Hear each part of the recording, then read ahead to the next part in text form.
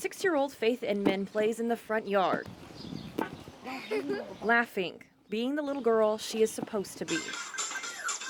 It's amazing. Her mother, Patches, brought to tears thinking about what the family has survived. Back in early March, in the middle of the night, this white truck slammed through their Mississippi County home while they were sleeping.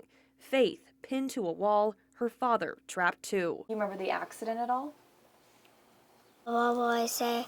Stay awake. I couldn't find her at first. I seen my husband crawl out from under the bed. He was scalped on one side.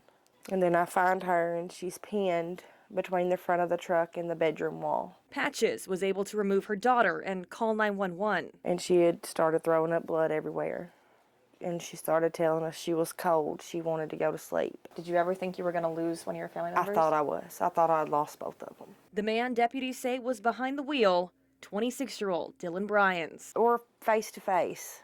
Basically, I mean, he's sitting right in my house. And I asked him to help me.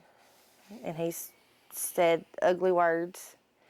And next thing I know, he takes off and leaves. It just makes me sick to my stomach to think of how a human being could do that and not help.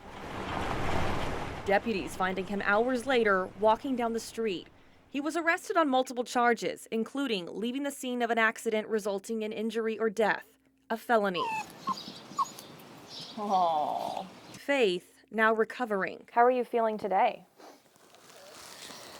Okay. Playing with her new puppy, looking forward to her upcoming 7th birthday. But it's a struggle. She had a skull fracture, and then it messed up the main artery in her neck. So it shot off blood clots to her brain, caused her to have a stroke. Before the accident, she had an upper respiratory infection. And with the break in her face, it caused the infection to get down to the spine and cause spinal meningitis. She suffered permanent damage to her eyes. They've crossed, and she has double vision in one eye. They're going to try to do surgery to see if it'll correct it. Across town, we caught up with Kerry Inman, Faith's father, working on a tractor around the clock. Probably 60, 70, 80 hours a week. But, you know, bills never stop coming. He, too, suffering horrific injuries. At least 75 staples in his head. Bruised, bandaged, and broken. Had a broke nose. My arm was swole up real big here. Almost unrecognizable the last time we spoke. Today, he's healing, showing us his scars. Well, when I looked in the mirror that night, I said, there's no way I'll be right again. Right again physically. But even the man who has made it a point to climb back up into a tractor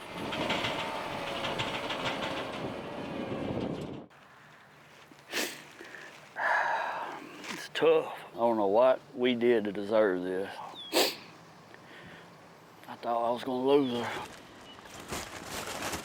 Their former home unlivable, so they stay with family, crediting their family members, friends, and their faith in God for helping them through. He had his arms wrapped around my family that night. But say they don't want Bryans to hurt another family. He deserves to sit in jail for what he's done. I mean, it shouldn't be just a slap on the wrist and him walk away with nothing. We've been to his listed Osceola address several times to try to talk to him. Attorneys with the district attorney's office say Bryans is in rehab in Pennsylvania and is set to be in court at the end of the month. It'd have been different if he'd have helped me. He needs to pay for what he did. In Mississippi County, Shay Arthur, WREG, News Channel 3.